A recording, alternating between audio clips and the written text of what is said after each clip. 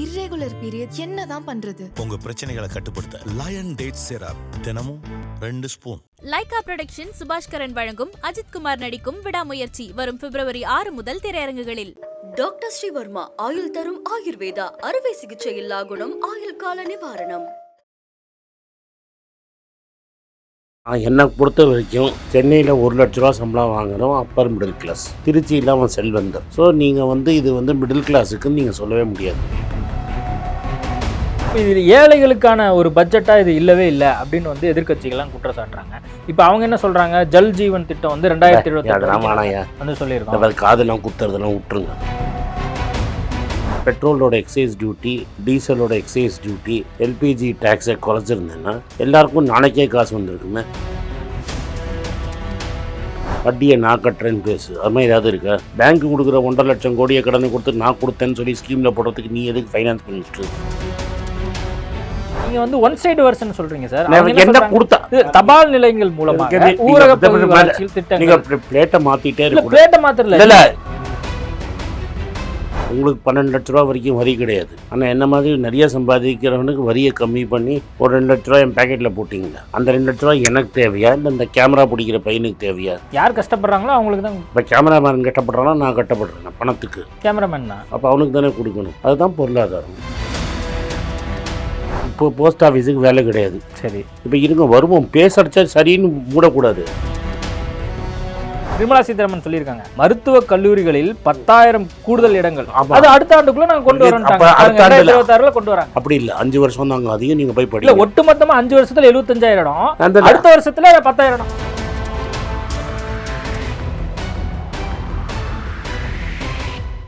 IBC Tamil நேயர்களுக்கு வணக்கம். இன்றைய நேர்காணல்ல நம்மோடு இணைந்திருக்கிறார் ஆனந்த் ஸ்ரீனிவாசன் அவர்கள். வணக்கம் சார். வணக்கம். 2025க்கான பட்ஜெட்டை பார்த்துருப்பீங்க. மிடில் கிளாஸுக்கான பட்ஜெட்டை நாங்கள் போட்டிருக்கோம் அப்படின்னு சொல்லி நிர்மலா சீதாராமன் சொல்கிறாங்க. பிரதமர் மோடி சொல்கிறார், தனிநபருக்கான ஒரு முக்கியத்துவம் கொடுக்கப்பட்டு இந்த பட்ஜெட் அமைக்கப்பட்டிருக்குங்கிறாங்க. சரி, இப்போ உங்கள் ஆஃபீஸில் 110 பேர் இருக்காங்கன்னு சொன்னீங்க. எவ்வளோ பேருக்கு 1 லட்ச ரூபா சம்பளம்? ரொம்ப கைவிட்டு எண்ணிடலாம், அந்தளவுக்கு தான் இருக்கும். அவங்களுக்கான பட்ஜெட் இது. அங்கே தான் ஆரம்பிக்குது. அதுக்கு மேலே இருக்கிறவங்களுக்கு தான் சலுகை. இப்போ பணக்காரங்க போட்ட பட்ஜெட் இது. அப்போது உங்கள் அவ்வளோதான் மிடில் கிளாஸே இருக்காங்க இந்தியாவில். அப்படிலாம் மிடில் கிளாஸ் கிடையாது. ஸோ இது அவங்க மிடில் கிளாஸ்ன்னு டிஃபைன்லாம் பண்ணால் அது மிடில் கிளாஸ் ஆகிடாது. இந்தியாவில் ஆவரேஜ் இன்கம் 24,000 ரூபா தான் மாத சம்பளம். ஒரு ஆளுக்கு தனிநபருக்கு 24,000 ரூபா தான் ஆவரேஜ். மீடியன் 15,000 ரூபா. ஸோ மிடில் கிளாஸுங்கிறது 45,000 ரூபா 50,000 ரூபா. மீடியன்லேருந்து 6 மடங்கு மிடில் கிளாஸாக இருக்கவே முடியாது. அப்போ நம்மக்கிட்ட இந்த மாதிரி கடையெல்லாம் இத்தனை நாள் திறந்துருக்கவே முடியாது. அதனால் நீங்களாக ஒன்று பணக்காரங்களுக்கு ஹெல்ப் பண்ணிவிட்டு இது மிடில் கிளாஸுக்கான பட்ஜெட்டுன்னு சொல்ல முடியாது. இப்போ 60,000 ரூபா வாங்குறவனுக்கு போன வருஷமே டேக்ஸ் கிடையாது. இப்போ 1 லட்ச ரூபாய்க்கு வாங்குறவனுக்கு டேக்ஸ் கிடையாது. இல்லை, இவங்கெல்லாம் மிடில் கிளாஸ்க்குள்ளே வர்றாங்க. அதனால இவங்க டேக்ஸ் இல்லாமல் அவங்க சேவிங்ஸில் இதை பயன்படுத்திப்பாங்க. ஓல்டு ரெஜிம்லேயே சேவிங்ஸ் கம்பல்சரியாக இவங்களுக்குலாம் இருந்தது. நீங்கள் கம்பல்சரி சேவிங்ஸை ஆர்டினரி சேவிங்ஸாக போட்டால் எவன் பண்ணுவான்? முன்னபடி ஓல்டு ரெஜிமில் நீங்கள் பண்ணியிருந்தீங்கன்னா 12 லட்ச ரூபாய்க்கு கரெக்டாக வீடு வாங்கியிருந்தீங்க. இப்போ வீடு வாங்க 2010க்கு முன்னாடி வீடு மன்மோகன் சிங் காலத்தில் வீடெல்லாம் வாங்கியிருந்தீங்கன்னா 13 லட்ச ரூபாய்க்கு 10,000 ரூபா டேக்ஸு. சுப்பிரமணியம் சாமி சொல்கிற மாதிரி ஃபைனான்ஸ் மினிஸ்டருக்கும் சரி பிரதமருக்கும் சரி எக்கனாமிக் பொருளாதார அறிவே கிடையாதுன்னு சொல்லிட்டாரு. அதுதான் இது. எதை வச்சு இவங்க மிடில் கிளாஸுக்கு இது பயனளிக்குங்கிறாங்க. இது எப்படி ஜென்ரேட் ஆகி அவரை தானே கேட்கணும். அண்ணாமலை கேளுங்க சொல்லுவார். ஒரு பப்ளிகேஷன் நடத்திக்கிட்டு பிஜேபிக்காக பேசிட்டு நான் பிஜேபி இல்லைன்னு சொல்லிட்டு இருக்காரு. ஒருத்தர் ஜெயிலுக்கு கூட போயிட்டு வந்தார். இப்போ அவரை கேளுங்க, அவர் சொல்லுவார். இது பலன் அடைக்காதுன்னு தான் நான் சொல்கிறேன்னு. பலன் அடைக்கும்னு இந்த 2 பேர் தான் சொல்லிட்டு இருக்காங்க. அவங்கள கூப்பிட்டு கேளுங்க. இது எங்கே போய் சேரும்? இது யாருக்கான ஒரு பயனா நீங்கள் இருக்குன்னு நீங்கள் நினைக்கிறீங்க? இது பணக்காரங்க. நான் என்னை பொறுத்த வரைக்கும் சென்னையில் 1 லட்ச ரூபா சம்பளம் வாங்குறோம் அப்பர் மிடில் கிளாஸ், திருச்சியில் அவன் செல்வந்தர். ஒரு ஊருக்கும் ஒரு காஸ்ட் ஆஃப் லிவிங் இண்டெக்ஸ் இருக்குது. 1 லட்ச ரூபா சம்பளம் வாங்கினீங்கன்னா நீங்கள் திருச்சியில் செல்வந்தர். அதே சம்பளம் நீங்கள் சென்னையில் வாங்கினீங்கன்னா அப்பர் மிடில் கிளாஸ். ஸோ நீங்கள் இது மிடில் கிளாஸுக்குன்னு நீங்கள் சொல்லவே முடியாது. 1 லட்ச ரூபா சம்பளம் வாங்கினீங்கன்னா சென்னை, உங்களுக்கு தெரியும், நீங்கள் ஊர்லேருந்து இங்கே வந்திருக்கிறீங்க. என்ன மாதிரி நீங்கள் பிறப்பிலே செல்வந்தர் கிடையாது. 1 லட்ச ரூபா சம்பளம் வாங்கினீங்கன்னா வீட்டு வாடகை 25,000 ரூபாய்க்கு மேலே இருக்காது. நல்ல வீடாக இருந்தீங்கன்னா 2 பசங்களை ஸ்கூலுக்கு அனுப்பிச்சிங்கன்னா மாதம் 10,000 ரூபா செலவாச்சுன்னா கூட 45,000 ரூபா செலவு. இங்கே அங்கே வீடு சாப்பாடு பெட்ரோல்லாம் போட்டிங்கன்னா கூட இன்னொரு 30,000 ரூபா, 25,000 கை மிஞ்சம். மாதம் 25,000 ரூபா எடுத்துகிட்டு போகிறவங்க நீங்கள் மிடில் கிளாஸ்ன்னு சொன்னீங்கன்னா உலகமே சிரிக்கும். அதாவது ஒரு இந்தியன் ஆவரேஜாக சம்பாதிக்கிற சம்பளத்தை நீங்கள் சேவிக்கிறீங்கன்னு வைங்க, நீங்கள் மிடில் கிளாஸ்ன்னு சொன்னீங்கன்னா உலகம் உங்களை பார்த்து சிரிக்கும். இப்போ இது ஏழைகளுக்கான ஒரு பட்ஜெட்டாக இது இல்லவே இல்லை அப்படின்னு வந்து எதிர்க்கட்சிகள்லாம் குற்றம் சாட்டுறாங்க. இப்போ அவங்க என்ன சொல்கிறாங்க, ஜல் ஜீவன் திட்டம் வந்து 2028 வந்து சொல்லியிருக்கோம். இந்த காதெல்லாம் குத்துறதெல்லாம் விட்டுருங்க. நீங்கள் பல வருஷமாக எங்கள் காதை குத்தியாச்சு. இப்போ நான் கேட்குற கேள்விக்கு பதில் சொல்லு. உன்கிட்ட 1,10,000 ரூபா இருந்தது கொடுக்கறதுக்கு 1,10,000 ரூபா இருந்தது. நீங்கள் பணக்கார செல்வந்தர்களுக்கு கொடுத்த. நான் இப்படி ரிவர்ஸ் பண்ணுறேன். இதை நீ வந்து பெட்ரோலோட எக்ஸைஸ் டியூட்டி, டீசலோட எக்ஸைஸ் டியூட்டி, எல்பிஜி டேக்ஸை குறைச்சிருந்தேன்னா எல்லாருக்கும் நாளைக்கே காசு வந்திருக்குமே. இப்போ ஒரு நண்பர் இருக்கார் A2ன்னு ஒருத்தர், மும்பை இந்தியன் டீமெல்லாம் ஓன் பண்ணுறாரு. ஸ்டேடியமில் வந்து டான்ஸ்லாம் ஆடுவாங்க அவங்க பசங்க. அவரோட பையன் கல்யாணத்துக்கு இங்கேன்னு போய்ஸ் கார்டன்லன்னு ஒரு கிழவனை கூப்பிட்டு போய் டான்ஸ்லாம் ஆட விட்டேங்க காசுலாம் கொடுத்து. அவர் என்ன பண்ணுறாரு, பெட்ரோல் பங்க்கில் இந்த குறிப்பிட்ட நேரத்தில் பெட்ரோல் விற்றிங்கன்னா 5 ரூபா கம்மிங்கிறாரு. டீசல் பல்கில் வாங்கினீங்கன்னா டேங்கராக வாங்கினீங்கன்னா 10 ரூபா கம்மிங்கிறாரு. ஆனால் அவர் 1000 கோடியில் சம்பாதிக்கிறார். எவ்வளோ? 1000 கோடி குவார்ட்டருக்கு சம்பாதிக்கிறார். அவராலேயே கொடுக்க முடியுதுன்னா நீங்கள் உங்கள் இந்தியன் ஆயிலையும் பெட்ரோல்லையும் பிபிசிலையும் கொடுக்க சொல்லிவிட்டு இந்த பெட்ரோல் வரி டீசல் வரியை குறைச்சிருந்தீங்கன்னா, இப்போ நம்ம நண்பர் சங்கர் இருக்கீங்க, உங்களுக்கு பெட்ரோல் 2 வீலர் தான் யூஸ் பண்ணுவீங்க. ஒரு நாளைக்கு 3 லிட்டர் பெட்ரோல் போட்டிங்கன்னா 100 ரூபா கையில் மிஞ்சும். 100 ரூபா இருந்தால் எக்ஸ்ட்ரா ஒரு மீல் சாப்பிடுவீங்க, இல்லை வீட்டுக்கு ஏதாவது வாங்கிட்டு போவீங்க. அந்த 100 ரூபா செலவு பண்ணால் பத்திரமா எடுத்து வைப்பீங்களா? மாட்டீங்க, செலவு பண்ண போகிறீங்க. அது பெட்டரா, இல்லை என்ன மாதிரி ஆட்களுக்கு பணமே தேவையில்லாதவனுக்கு டேக்ஸை குறைக்கிறது பெட்டரா? அப்போது பெட்ரோல் டீசல் விலையெல்லாம் வந்து இந்த தடவை கம்மி பண்ணியிருந்துருக்கலாம், அவங்க பண்ணல. நீங்கள் தானே சார் 100 ரூபா பெட்ரோல் விலை, 25 ரூபா சென்ட்ரல் கவர்மெண்ட் டேக்ஸு, 25 ரூபா ஸ்டேட் கவர்மெண்ட் டேக்ஸு. நீங்கள் 20 ரூபா சென்ட்ரல் கவர்மெண்ட் டேக்ஸு இதுக்கு இந்த பணக்காரங்களுக்கு இந்த வரியை குறைக்காமல் 20 ரூபா டீசல்லையும் பெட்ரோல்லையும் குறைச்சிருந்தீங்கன்னா ஆட்டோமேட்டிக்காக ஸ்டேட்டு கால்குலேட் பண்ணுறதுல 10 ரூபா குறைஞ்சிருக்கும், 30 ரூபா குறைஞ்சிருக்கும். 100 ரூபா பெட்ரோல் 70 ரூபாய்க்கு வந்திருக்குமே. இது பெட்டரா, இல்லை பணக்கார முதலைங்களுக்கு குறைக்கிறது பெட்டரா? உங்களுக்கு 12 லட்ச ரூபா வரைக்கும் வரி கிடையாது. ஆனால் என்ன மாதிரி நிறைய சம்பாதிக்கிறவனுக்கு வரியை கம்மி பண்ணி ஒரு 2 லட்ச ரூபா என் பேக்கெட்டில் போட்டிங்களா? அந்த 2 லட்ச ரூபா எனக்கு தேவையா, இல்லை இந்த கேமரா பிடிக்கிற பையனுக்கு தேவையா? ஒழுங்காக சொல்லுங்கள், யாருக்கு தேவை? யார் கஷ்டப்படுறாங்களோ அவங்களுக்கு தான். இப்போ கேமராமேன் கஷ்டப்படுறானா? நான் கஷ்டப்படுறேன் பணத்துக்கு. கேமராமேன் தான். அப்போ அவனுக்கு தானே கொடுக்கணும். அதுதான் பொருளாதாரம். இல்லை, இப்போ SC ST பெண்களுக்கு நாங்கள் 2 கோடி ரூபாய் வந்து அது எல்லாம் முன்னாடியே தான் கொடுத்துருந்தோம். நாங்கள் என்ன சொல்கிறோம், முத்ராங்கிறது கடனுங்க. கடன் நீயா கொடுக்குற, கவர்மெண்ட்டாக கொடுக்குது. இருக்கிற பேங்க்கெல்லாம் விற்றுட்ட, IDBI பேங்க் கூட விற்க போகிற. பேங்க் லோன் கொடுக்குறதா நான் கொடுத்தேன்னு பட்ஜெட்டில் எதுக்கு பேசுகிற நீ? யார் லோன் கொடுக்குறாங்க? யார் பேங்க் லோன் கொடுக்குறாங்க? யாருக்கு தேவைப்படுதோ அவங்களுக்கு கொடுக்குறாங்கல்ல. யார் லோன் கொடுக்குறாங்க? எங்கேயாவது கவர்மெண்ட் ஆஃபீஸ் திறந்து வச்சுருக்காண்ணா? நீங்கள் போய் எங்கள் சென்ட்ரல் கவர்மெண்ட் ஆஃபீஸில் கொடுத்தா லோன் கொடுக்குறேன்னு எங்கேயாவது இருக்கா? எங்கேயாவது ஒரு மெட்ராஸில் ஒரு எனக்கு ஆஃபீஸ் காட்டுங்க. சென்ட்ரல் கவர்மெண்ட் நடத்துகிற இடத்துல நீங்கள் போய் இப்போ இந்த கேமராமேனை நான் சொல்லி அனுப்புகிறேன், உங்கள் செலவு சொல்லி நானே ஆட்டோ சார்ஜ் போட்டு கொடுக்குறேன். அங்கே போய் கடன் கொடுக்கட்டும், கடன் கேட்கட்டும். கடன் கொடுக்குறாங்களான்னு பார்ப்போமே. பேங்க் கொடுக்குறது ஸ்டேட் பேங்க் கடன் கொடுக்குறான், இந்தியன் பேங்க் கடன் கொடுக்குறான், பேங்க் ஆஃப் பரோடா கடன் கொடுக்குறான். இது மாதிரி பப்ளிக் செக்டர் பேங்க் கடன் கொடுக்குது, ரைட்டுங்களா? ப்ரைவேட் பேங்க்கும் கொடுக்குது. 2 பேரும் ஃப்ரீயாக கடன் கொடுக்குறான்னா வட்டி வாங்கி கடன் கொடுக்குறான்னா? என்ன கொடுக்குறான்? எல்லாமே டாக்குமெண்ட்ஸ் வாங்குறாங்க. அதுக்கப்புறம் வந்து திரும்ப வந்து நம்ம கொடுக்க தான் போகிறோம். இல்லை ரைட்டில் அது எதுக்கு பட்ஜெட்டில் பேசு? வட்டி நீ கட்டுக்க போறியா? வட்டி இல்லாத கடன் கொடுக்குறேன்னு சொல்லு, வட்டியை நான் கட்டுறேன்னு பேசு. அது மாதிரி ஏதாவது இருக்கா? பேங்க்கு கொடுக்குற 1.5 லட்சம் கோடியை கடனை கொடுத்து நான் கொடுத்தேன்னு சொல்லி ஸ்கீமில் போடுறதுக்கு நீ எதுக்கு ஃபைனான்ஸ் மினிஸ்டர்? நீ கொடுக்க போறியா? உன் பேக்கெட்லேருந்து, சென்ட்ரல் கவர்மெண்ட் பேக்கெட்லேருந்து மக்களுக்கு என் ஃபோட்டோ இப்போ கேமராமேனுக்கு கொடுக்க போறியா? கொடுக்க போகிறது இல்லை. பேங்க்கு கொடுக்க போகிறதுக்கு நீ எதுக்கு மாலையை வாங்கி போட்டுக்கிற? இப்போ கோயம்புத்தூரில் வந்து ஒரு நிகழ்ச்சி நடத்தினாங்கல்ல, பேங்க்கில் லோன் கொடுக்குறது இதெல்லாம் பேங்க்கு. ப்ரைவேட் பேங்க் கொடுத்ததுக்கும் மேடம் மீட்டிங் போட்டு ஃபோட்டோ எடுத்துக்கிட்டாங்க. எவ்வளோ முத்ரா லோனுன்னு மேடமை கேட்டாங்க. ஒரு நம்பர் சொன்னாங்க. அந்த நம்பர் கோயம்புத்தூரில் இருக்கிற பாப்புலேஷனோட 80% நம்பரு. அவ்வளோ பேருக்கு முத்ரா எப்படி மேடம் கொடுக்க முடியும்? பாப்புலேஷனே இவ்வளோ தான் கேட்டோன்னே எனக்கு டீட்டெயில் கொடுத்தாங்க, நான் படித்தேன்னு சொன்னாங்க. அதுக்கப்புறம் நான் திரும்பி சொல்கிறேன். நாங்கள் இது வரைக்கும் சொன்னாங்களா? இல்லை அவங்க ஒட்டுமொத்தமாக நான் சொல்லிட்டேன், சொன்னாங்க. கோவைக்கு மட்டும் நான் சொல்லலை, அது தவறு, நான் தவறுன்னு அப்போ மாத்திக்கிறேன். உனக்கு அது கூட பிடிக்க தெரிலன்னு அர்த்தம்.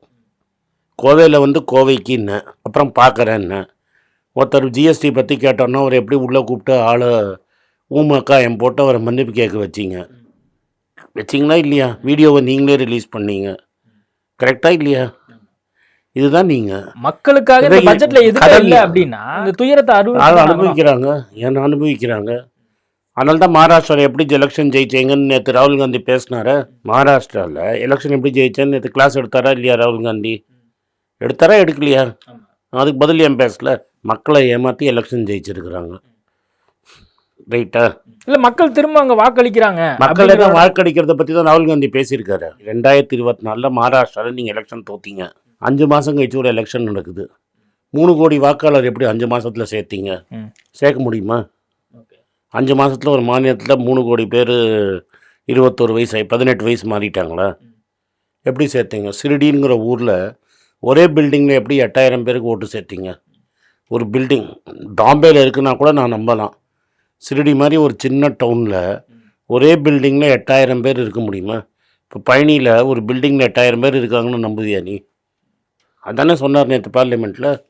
தைரியம் இருந்தால் எலெக்ஷன் கமிஷன் நம்பரை வெள்ளை எடுக்க விடட்டுமே. இப்படி தான் அவங்க எலெக்ஷன் ஜெயிக்கிறாங்க. மக்களுக்கு ஓட்டு ஏன் போட்டாங்கிறத ராகுல் காந்தியும் சொல்லியிருக்காரு, அதையும் நான் சொல்லியிருக்கிறேன். ராகுல் காந்தி ஸ்பீச்சை கோட் பண்ணி சொல்கிறேன். பாப்புலேஷன் ஆஃப் ஹிமாச்சல் பிரதேஷை நீங்கள் 5 மாதத்தில் ஓட்டர் லிஸ்ட்டாக மகாராஷ்டிராவில் சேர்த்துருக்கீங்க. அது எந்த ஊரில் சேர்த்துருக்கீங்க? பிஜேபி ஜெயிச்ச சீட்டில் தான் அங்கெல்லாம் சேர்த்துருக்கீங்க. ஒரு ஊரை சொல்கிறாரு, சிரிடிங்கிற ஊரை சொல்லி காட்டுறாரு. சாய்பாபா ஊரை சொல்கிறாரு. ஒரு பில்டிங்கில் 8000 பேர் இருந்தாங்கன்னு சொல்கிறாரு. இல்லைன்னு எவிடன்ஸ் காட்ட சொல்லுங்களேன். ஸோ எலெக்ஷனை நீங்கள் எப்படி ஜெயிக்கிறீங்கிறத ப்ரூவ் பண்ணியாச்சு. அதனால் மோடி வாக்களித்தாருங்காதீங்க.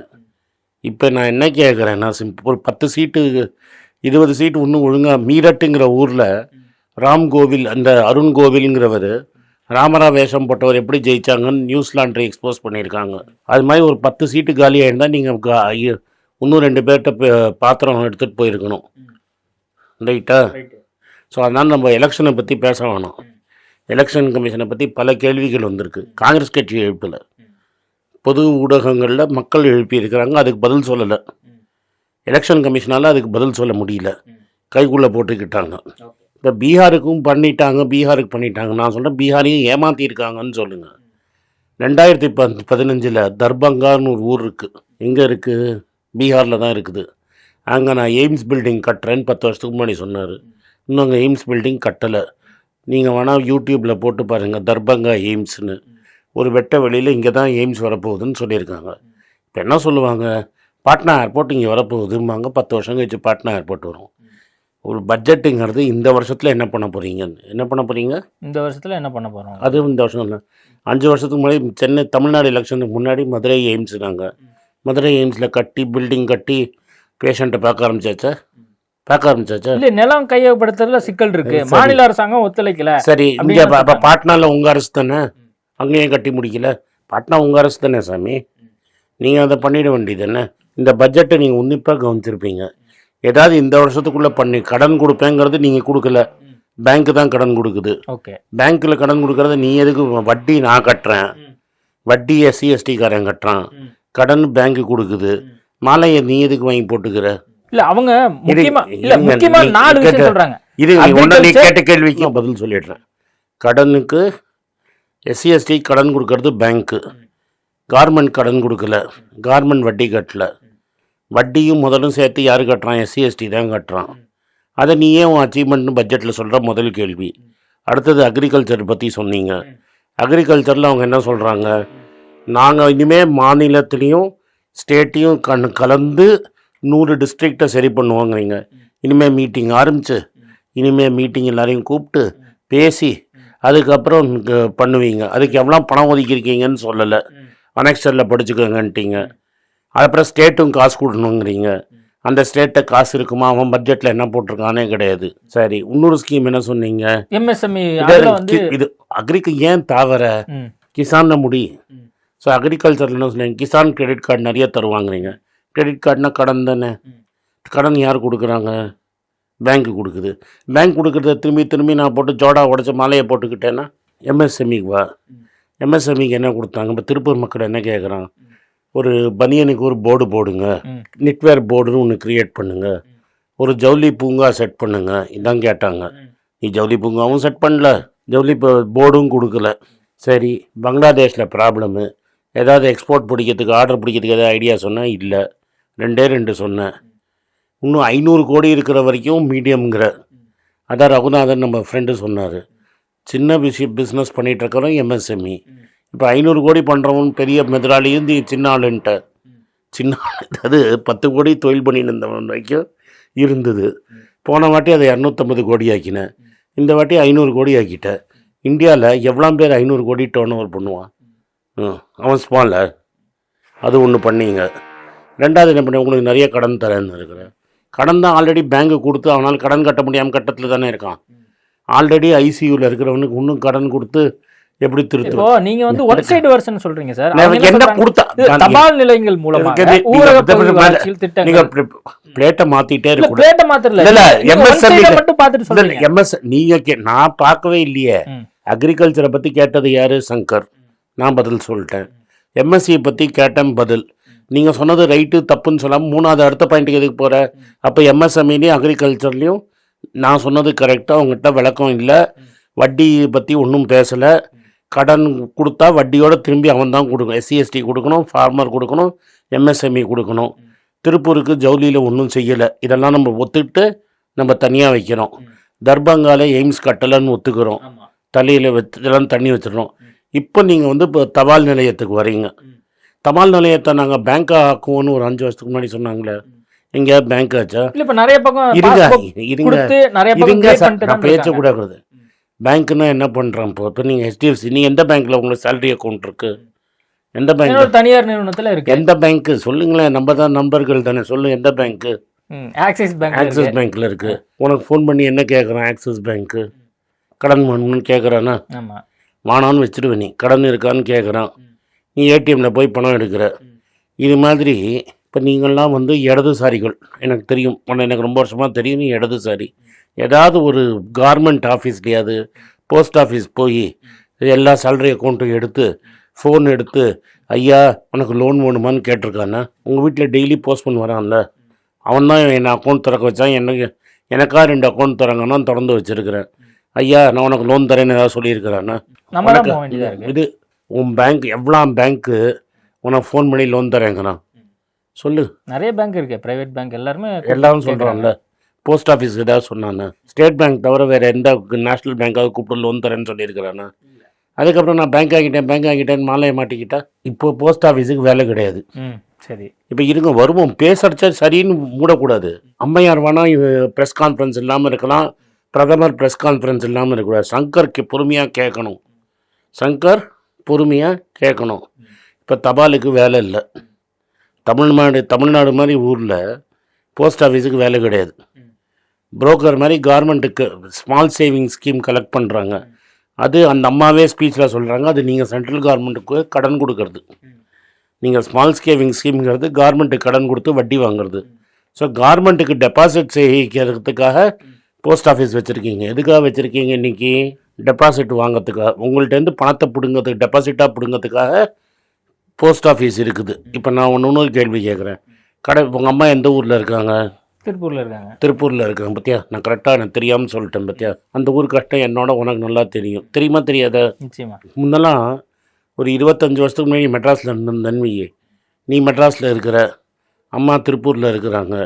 நீ என்ன பண்ணுவ? அம்மாவுக்கு ஒரு கடுதாசு போடுவேன். ஒரு அட்டை கடுதாசு இருக்கும், எல்லோ கலர் அடுது. அம்மா, அன்புள்ள அம்மாவுக்கு இங்கே நலன், நாங்கள்லாம் நலன், நீங்கள் நலமா? இந்த பையன் இதை பண்ணுறான், அந்த பொண்ணு இதை பண்ணுறான்னு ஒரு கடுதாசி எழுதுவீங்க. ஒரு போஸ்ட்மேன் கொண்டு போய் கொடுப்பான். இப்போ சங்கர் என்ன பண்ணுறான்? மன்மோகன் சிங் காலத்தில் இந்தியா ஃபுல்லாக எங்கே பேசினாலும் ₹1ங்கிறதுனால, என்னம்மா நல்லா இருக்கியாம்மா, சௌக்கியமாம்மா, அப்பா நல்லா இருக்காரம்மா, இங்கே எல்லாம் சௌக்கியமா, பசங்களாம் நல்லா இருக்காங்கம்மா, தீபாவளிக்கு ஊருக்கு வரேம்மா அப்படின்னு வச்சிடுற ₹1 பில்லு கட்டிட்டு.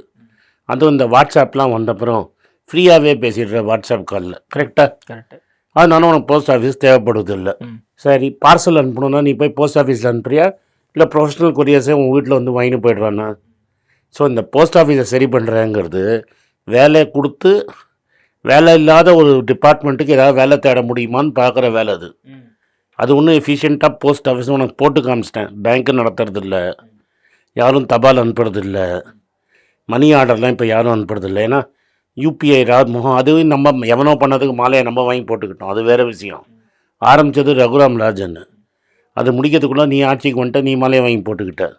அது பரவாயில்ல, நம்ம யூபிஐயில் தான் பணம் அனுப்புகிறோம். இப்போ உங்கள் அம்மாவுக்கு 5000 பணம் வேணும், சங்கர் 5000 பணத்தை அனுப்பிச்சி விட்றான்னா எப்படி அனுப்பிச்சி விட்ற?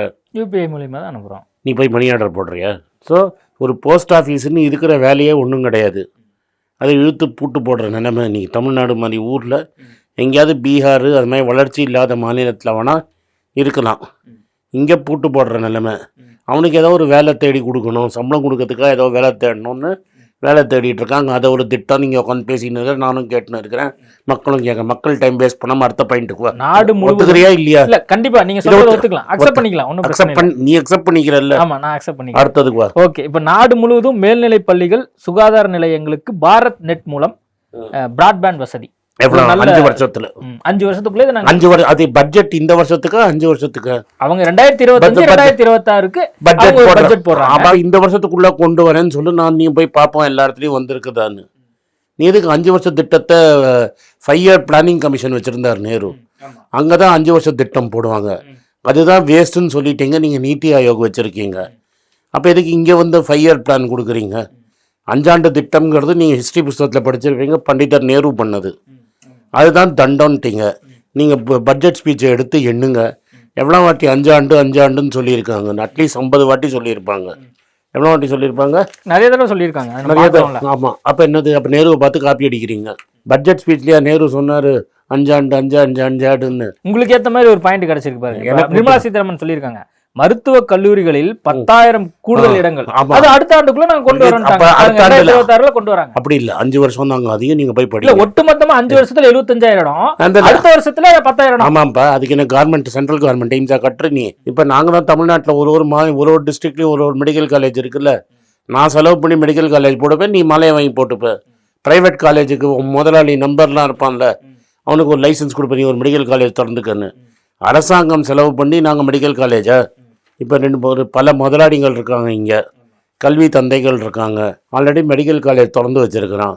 ஆளுக்கு 100 சீட்டு ஏற்றிக்கன்னு சொல்கிறதுல என்ன கஷ்டம்? இப்போ தமிழ்நாட்டில் எவ்வளோ ப்ரைவேட் மெடிக்கல் காலேஜ் இருக்கும்? ஒரு 50 மெடிக்கல் காலேஜ் இருக்குன்னு வைங்க. அரசாங்கம் ஒரு 50 மெடிக்கல் எனக்கு எக்ஸாக்ட் நம்பர் தெரியாது, ஒரு 100 மெடிக்கல் காலேஜ். பாண்டிச்சேரியும் தமிழ்நாடும் சேர்த்து 100, கவர்மெண்ட்டு எல்லாம் சேர்த்து 100 இருக்குன்னு வைங்க. ஆளுக்கு 100 சீட்டு ஏற்றிட்டா 10,000 சீட் ஆகிடுச்சு. என்ன கஷ்டம்? அது என்ன இந்தியா ஃபுல்லாக 10,000 சீட்டு? நான் இங்கேயே 10,000 சீட்டு. இந்த அரசாங்கம், ஸ்டாலின் சாரோட அரசாங்கம், நாங்கள் தனியாக மெடிக்கல் காலேஜ் ஆரம்பிக்கிறோன்னா பர்மிஷன் கொடுக்க மாட்டேங்கிறியா நீ? அப்போ கொடுக்க வேண்டியதானே? போன வாட்டி தமிழ்நாடு கவர்மெண்ட் பர்மிஷன் கேட்டுது, நாங்கள் தமிழர்களுக்காக மெடிக்கல் காலேஜ் கொடுக்குறோன்னு. நீ பர்மிஷன் கொடுக்க மாட்டேங்கிறியா? ஓகே, இப்போ ஒட்டுமொத்தமாக தமிழ்நாடு புறக்கணிக்கப்பட்டிருக்கு அப்படின்னு சொல்கிறாங்க. என்னோட கணக்கு என்ன தெரியுமா? பீகாரை தவிர மற்ற எல்லா மாநிலங்களும் புறக்கணிக்கப்பட்டன. அதில் பீகாருக்கு ஒரு 70 mm படம் காமிச்சிருக்காங்க. பாட்னாவில் எலெக்ஷன் முடிஞ்சிடும், பாட்னாவை மறந்துடுவாங்க. இந்த எலெக்ஷன் வருது, சீசன் வந்திருக்கு, பாட்னாவை படம் காமிச்சிருக்காங்களே தவிர வேற என்ன இருக்கு அந்த எலெக்ஷன்? அவங்க என்ன சொல்றாங்க? தமிழக ரயில்வே திட்டங்களுக்கு 6,627. நீ பேப்பர்ல என்ன படிக்கக்கூடாது. இல்ல, நான் பேப்பர்ல இருக்கிறது இல்ல, நான் அஸ்வினி வைஷ்ணவ் சொன்னது. அஸ்வினி வைஷ்ணவ் உடியா? அஸ்வினி வைஷ்ணவ் ஃபைனான்ஸ் மினிஸ்டர் இல்ல. அவர் தமிழ்நாட்டுல பண்ணலையே. ஆனந்த் சீனிவாசன் சொல்றாரு, தங்கம் தென்னரசு சொல்றாரு. தங்கம் தென்னரசு சொன்னாரு. ஆனந்த் சீனிவாசன் தமிழ்நாடு பத்தி பேசுறத நீங்க கேட்ட கேள்விக்கு பதில். எவ்வளோ நேரம் தமிழ்நாட்டு எவ்வளோ நேரம் பட்ஜெட் படிச்சாங்க அம்மா? 1.25 மணி நேரம் படிச்சிருக்கு. அதில் ஏதாவது ரயில்வே அப்படின்னு ஒரு வார்த்தை வந்ததா? நம்ம பட்ஜெட் படிச்சதை பற்றி பேசுவோம். அப்போ நீங்கள் தானே ரயில்வே பட்ஜெட்டே வேணாம். நீங்கள் ரயில்வே பட்ஜெட் போடுங்க, ரயில்வே பட்ஜெட்டில் படிங்க, தமிழ்நாட்டுக்கு என்ன பண்ணியிருக்கேன்னு சொல்லுங்கள். எல்லாம் ஒரே பட்ஜெட்டில் போட்டிருக்கேன்னு நீங்கள். ஒரு ரயில்வேக்கு தனி பட்ஜெட்டே இருந்தது.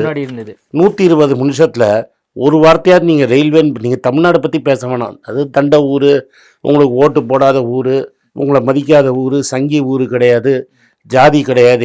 இந்த ஊரில் எங்களுக்கு ஜாதி மேலே நம்பிக்கை கிடையாது, எங்களுக்கு மதம் மேலே நம்பிக்கை கிடையாது, எல்லாம் ஒன்றுன்னு இருக்கிற ஊர் இது. நாங்கள் பாயை பார்த்தா அடிக்காத ஊர் இது, கிறிஸ்தவரை பார்த்தா அடிக்காத ஊர் இது. அதனால இந்த ஊரை உங்களுக்கு பிடிக்காது, ரைட்டா? அதனால நீங்கள் தமிழ்நாட்டை சொல்லலை. ரயில்வேங்கிற வார்த்தையை சொன்னீங்களாங்க. நீங்கள் ரயில்வே பட்ஜெட்டையும் சேர்த்து போடணும்னு பேர், கரெக்டாக இல்லையா? பல 5 ஆண்டு திட்டங்களை அனௌன்ஸ் பண்ணீங்க. அதில் ரயில்வேன்னு ஒரு வார்த்தையை சொன்னீங்களா? ஏன் சொல்லல? இல்ல அதுக்கான ப்ராசஸ் எல்லாமே நடந்துகிட்டு இருக்கு அதை நீ அப்படிங்கிறாங்க. சொன்ன அங்கே சொன்னியா? சரி, ஒரு வார்த்தை சொல்லு. எனக்கு டைம் இல்லை, நான் ரயில்வே பற்றி படிக்கல. Paucity of time, I am unable to talk about railways, read the அனெக்ஸ்டர்னு சொன்னாங்களே. மற்றதுக்கெல்லாம் அனெக்ஸ்டர் படினாங்க. ரயில்வே பற்றி எனக்கு பேச நேரம் இல்லை, அனெக்ஸ்டரை படின்னு சொன்னாங்களே. அதுக்கு முன்னாடி இந்த ரயில்வே ஸ்டாக்கெல்லாம் 10% ஏற்றினீங்க, அடுத்த நாள் 10% இறக்கிட்டீங்க. அப்போ ஒட்டுமொத்தமா இந்த பட்ஜெட் யாருக்குமே பிரயோஜனம் இல்லை. பணக்காரர்களுக்கு ஆஸ் யூஷுவல் வந்து இந்த அரசாங்கம் பணக்காரங்களுக்கு பணக்காரர்களால் போட்டப்பட்ட பட்ஜெட். இன்னும் இந்த அரசாங்கத்தை படி பெரிய பெரிய அனௌன்ஸ்மெண்ட்லாம் பட்ஜெட்டுக்கு வெளில தான் வரும். அந்த அனௌன்ஸ்மெண்ட் ஏதாவது வந்திருக்குன்னு நினைக்கிறீங்க? இல்லை, வருமா? அது பிரதமர் என்னைக்காவது தோன்றச்ச பேசுவார். சார், வந்தே பாரத் கொடியாட்டத்துக்கே ட்ரெயின் நம்மலாம் அந்தந்த ஸ்டேட் மினிஸ்டர், ரயில்வே மினிஸ்டர் கொடியாட்டி பார்த்துருக்கீங்க. பிரதமர் டெல்லியில் உட்காந்து மற்ற ஊருக்கெல்லாம் கொடியாட்டிகிட்டு இருக்கிற பட்ஜெட் இது பிரதமர் மட்டும்தான் அனௌன்ஸ்மெண்ட் பண்ண முடியும். பட்ஜெட்லேயே அனௌன்ஸ்மெண்ட் பண்ண மாட்டாங்க. வெளியில் பிரதமர் ஒன்று அனௌன்ஸ் பண்ணுவாங்க, இது பிரதமரால் பண்ணப்பட்டதுன்னு இவங்கெல்லாம் பேசிகிட்டு இருப்பாங்க. ஒரு நல்ல அனௌன்ஸ்மெண்ட்டை நிர்மலா சீதாராமன் பட்ஜெட்டில் பண்ண முடியாது. அது பட்ஜெட்டுக்கு வெளில பிரதமர் தான் பண்ணியாங்க. ஒட்டுமொத்தமா இந்த பட்ஜெட் எதுவுமே பிரயோஜனம் இல்லை அப்படின்னு மட்டுமே நம்ம சொல்லிட முடியுமா? இல்லை உங்களுக்கு இந்த பட்ஜெட்டில் இந்த விஷயம் பரவாயில்ல அப்படின்னு தோன்ற மாதிரி எதுவுமே இல்லையா? இப்போ இந்தியாவில் என்ன ப்ராப்ளம்? இந்தியாவில் பொருளாதார மந்த நிலை இருக்குது. அது அவங்களே ஒத்துக்கிறாங்க. அவங்க போட்ட ஜிடிபி கணக்கு தப்புன்னு அவங்கள்ட்ட ஆலோசகராக இருந்த அரவிந்த் சுப்பிரமணியமே சொல்கிறாரு. மக்கள்கிட்ட வாங்கும் சக்தி இல்லைன்னு எல்லாரும் சொல்கிறாங்க. நான் சொல்ல, இந்த மயிலாப்பூர் நங்கநல்லூரில் சுற்றிட்டு இருக்கிறவங்கலாம் ஒருத்தர் நெஸ்லேயில் ஹெட்டாக இருக்கார். அவரே சொல்கிறாரு வாங்கும் தரன் இல்லைன்னு. ஹிந்துஸ்தான் யூனிலீவர் தலைவர் சொல்கிறாரு வாங்கும் தரன் இல்லைன்னு. பேட்டா ஷூக்காரன் சொல்கிறான் வாங்கும் தரன் இல்லைன்னு. அப்போது பேட்டா வாங்கலை, ரிலாக்ஸோ செருப்பு வாங்க மாட்டேங்கிறது, வாக்குரு செருப்பு வாங்கலை, ஜெட்டி விற்கலை, பனியன் விற்கலைன்னு எல்லாரும் சொல்கிறான். அப்போ நீங்கள் யாருக்காய் பேக்கெட்டில் பணத்தை போடணும்? ஏழைங்க மிடில் கிளாஸ் பேக்கெட்டில் போடணுமா, இல்லை பணக்காரன் பேக்கெட்டில் பணத்தை போடணுமா? ஏழைகளுக்கு தான். அது போடலை. அதை தான் நான் அந்த பட்ஜெட்டில் திரும்பி உங்களுக்கு சொல்கிறேன். ஓகே, இப்போ ஒட்டுமொத்தமாக நீங்கள் 10க்கு எவ்வளோ மதிப்பெண் கொடுப்பீங்க? 1. அவ்வளோதான். அப்போ ஏழைகளுக்கான பட்ஜெட்டாக இது இல்லை, இது இருக்க போகிறது நடுத்தர வித்து. ஒரு வருஷம் கழிச்சு நம்ம பேச போகிறோம். அம்மையார் 8 பட்ஜெட் போட்டிருக்கீங்க. ஒரு வாட்டி கொஞ்சம் கூட அவங்க முன்னேறலையா? நிர்மலா சீதாராமன் நான் சொல்லி சுப்பிரமணியம் சாமியை முன்னேறலன்னு தானே சொல்கிறாரு. ஒன்று முன்னேறி இருக்கு. ரூபாவின் மதிப்பை அவங்க ஏற்றிக்கிட்டே இருக்கிறாங்க. 56 எடுத்தார் மோடி, 87 கொண்டு விட்டுருக்காரு. கூடிய சீக்கிரம் செஞ்சுரி அடிச்சிருவார். அடுத்த ஆட்சி முடியறதுக்குள்ளே 100 போட்டுருவாருன்னு நினைக்கிறோம். நம்ம தங்கத்தை 10,000க்கு மேலே ஏற்றி விட்டுருவார் உங்களுக்கு. அப்போ தங்கத்தின் விலை தொடர்ந்து இப்போ உயரத்தான் போகுது. அதுதான் போகுது. இன்றைக்கி 8,000 தொட்டிருக்கு. அதாவது நீங்கள் ஜிஎஸ்டின்னு சேர்த்திங்கன்னா இன்றைக்கி 8,000 தொட்டுடுச்சு. இந்த தங்கத்துக்கு வெறும் நீங்கள் காயினா வாங்கினா போடுற ஸ்டாம்பிங் சார்ஜ் சேர்த்திங்கன்னா 8,200 8,300 ஆகிடுச்சு. அதாவது மக்கள்லாம் எந்த பொருள் வாங்கணுமோ அதை எட்டாவது கனியாக மாற்றுறாங்க. 1 கிராம் 10,000. இப்போ நான் எங்கள் முன்னோர்கள் காலத்துலேருந்து எங்கள்கிட்ட தங்கம் இருக்கும். ஏன்னா அது ஓவேரியன் லாட்ரின்னு நான் என்ன சொல்லுவேன், ஓவேரி எந்த கர்ப்பப்பையில் பிறக்கிறோன்னு. ஏதோ என் தலையெழுத்து நல்லா இருக்கு, எங்கள் அம்மா வயிற்றில் பிறந்தேன். இந்த பையன் பாவம் அவங்க வீட்டில் பிறந்தான். அதுதான் அவன் பண்ணது தப்பா. அதனால் எங்கள் அம்மா அப்பா எனக்கு எங்கள் தாத்தா பாட்டிலேருந்து தங்கம் சேர்த்து வச்சுருக்காங்க. அந்த தங்கத்தை நான் லாக்கரில் வச்சுருக்கிறேன். ஆட்சி வரும்போது 2,600 ஏதோ இருந்தது. இன்றைக்கி 8,200 ஆக்கிட்டீங்க. இன்னும் 2 வருஷத்தில் 10,000 ஆக்கிறதுக்கு வாய்ப்பு பிரகாசமாக இருக்குது. நான் வேலையே செய்யாமல் மல்லாக்கப்படுத்துக்கிட்டு சாப்பிட்டு தூங்கின்னு இருக்கிறேன். அரசியல் பண்ணிட்டு கட்சியில் இருக்கிறேன், கட்சி பணி செஞ்சிட்ருக்கிறேன். என்ன பண்ணீங்க? என்கிட்ட ஒரு 500 கிராம் தங்கம் இருக்குதுன்னு வச்சுப்போம். அப்போ 2,000 இருந்த தங்கம் 8,000 ஆகிடுச்சுன்னா எனக்கு 1 கிராமுக்கு 6,000 ரூபா கொடுத்துருக்கீங்க. 6,000 × 500 எவ்வளோ? 30 லட்ச ரூபா. நான் ஒன்றுமே பண்ணாமல் வீட்டில் உட்காந்துட்டு இருக்கிறச்ச லாக்கரில் வச்சுருந்த தங்கத்துக்கு நீங்கள் 30 லட்ச ரூபா எனக்கு வேல்யூ ஏற்றி கொடுத்துருக்குறீங்க. அப்போ நீங்கள் பணக்காரனுக்கு வேலை செய்கிறீங்களா இல்லை லோவர் மிடில் கிளாஸுக்கு வேலை செய்கிறீங்களா? ஓகே, நான் இறுதியாக ஒரே ஒரு கேள்வி. நான் கேட்டதுக்கு பதில். அப்போ யாருக்கு வேலை செஞ்சுருக்கீங்க? பணக்காரங்களுக்காக தான் வேலை. அதை சொல்லுங்களேன், நான் கேட்குறேன், காதால் கேட்குறேன். மக்கள் பார்க்குறாங்க, காதால் கேளுங்க, சொல்லுங்கள். சங்கர் சொல்லணுன்னு. இப்போது எங்கள் அப்பா அம்மா எனக்கு 500 கொடுத்துருப்பான்னு வச்சுப்போம். நான் லாக்கர்லேயே வச்சுருக்கேன்னு வைங்க. 2,600 மோடி ஓட்டு போட்டு வந்தார். இன்றைக்கி 8,600 8,300 கணக்குக்காக 8,600ன்னு வச்சுக்கோங்க. 1 கிராமுக்கு 6,000 வளர்ந்துருக்கு. இன்னும் என் தங்கம் லாக்கர்லேயே இருக்குது, நான் எடுத்து கழுத்தில் கூட போடலைன்னு வைங்க. அப்போ எனக்கு 30 லட்ச ரூபா கொடுத்தான்னா எனக்கு உதவி செஞ்சுருக்கிறாரா இல்லை உனக்கு உதவி செஞ்சுருக்கிறாரா இல்லை இந்த கேமராமேனுக்கு உதவி செஞ்சுருக்கிறாரா? அதான் எனக்கும் அவங்களுக்கும் உதவி செய்யணும், ஆனா செய்யாம விட்டுருக்காங்க. அதான் இந்த பட்ஜெட்ல அந்த பட்ஜெட்டை பத்தி புரிஞ்சுக்கிட்டீங்களா? ஓகே, இறுதியா இல்ல பட்ஜெட் புரிஞ்சிருச்சா உங்களுக்கு? புரிஞ்சிருச்சு, கண்டிப்பா புரிஞ்சிருச்சு. இப்போ இறுதியா நான் ஒரே ஒரு கேள்வி, இந்த பட்ஜெட் வந்து அடுத்த ஒரு இடத்துல என்ன மாதிரியான தாக்கத்தை ஏற்படுத்துன்னு நினைக்கிறீங்க? அதான் கூடிய எவ்வளோ சீக்கிரம் முடியும்னு பார்த்துட்டு இருக்காங்க. பாவம் ஆனந்த் ஸ்ரீனிவாசன் தங்கம் 8200 தான் இருக்குது, அதை எவ்வளோ சீக்கிரமாக 10,000க்கு கொண்டு போகலான்னு முயற்சி பண்ணுறாங்க. அப்படின்னா விலைவாசி ஏறும், ரூபாயின் மதிப்பு குறையும், அவ்வளோதான். நான் கிண்டலாக சொல்ல, விலைவாசி ஏறும், பணம் ரூபாவின் வேல்யூ குறையும். ஸோ வீடு, தங்கம், உங்கள் மிடில் கிளாஸ் ஏழைங்க கனவுல கூட நினச்சி பார்க்க முடியாத இடத்துக்கு போய் நிற்கும். ஓகே சார், நிறைய விஷயங்கள் குறித்து பேசியிருக்கோம். நேர்காணல் கொடுத்ததுக்கு மிக்க நன்றி. நன்றி. இர்ரெகுலர் பீரியட் என்னதான் பண்றது? உங்க பிரச்சனைகளை கட்டுப்படுத்த லயன் டேட் சிரப் தினமும் 2 ஸ்பூன். லைகா புரொடக்ஷன் சுபாஷ்கரன் வழங்கும் அஜித்குமார் நடிக்கும் விடாமுயற்சி வரும் பிப்ரவரி 6 முதல் திரையரங்குகளில். டாக்டர் ஸ்ரீவர்மா ஆயுள் தரும் ஆயுர்வேதா, அறுவை சிகிச்சை இல்லா குணம், ஆயுள் கால நிவாரணம்.